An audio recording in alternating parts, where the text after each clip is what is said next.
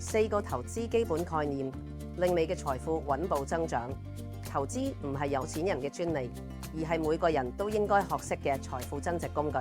掌握呢4個基本概念，令你嘅投資更穩健、更高效。首先係複利效應，亦即係錢滾錢嘅魔法。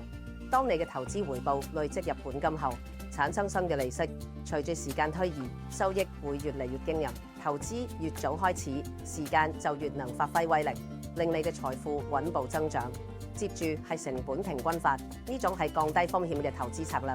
透過定期定額投資，無論市場價格高低，長期落嚟可以平均成本，減少市場波動帶嚟嘅影響，令投資更加穩定。第三係多元資產配置，亦即係唔好將啲雞蛋放晒喺同一個籃。投資唔同類型嘅資產，例如股票、債券、房地產等，可以分散風險，提供整體投資嘅穩定性，令你嘅資產組合更穩陣。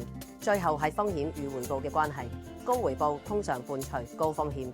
投資前一定要根據自己嘅目標、風險承受能力同財務狀況嚟選擇合適嘅策略，揾到最適合自己嘅平衡點。投資冇捷徑，但有方法。識得呢4個概念，令你嘅財富穩步增長。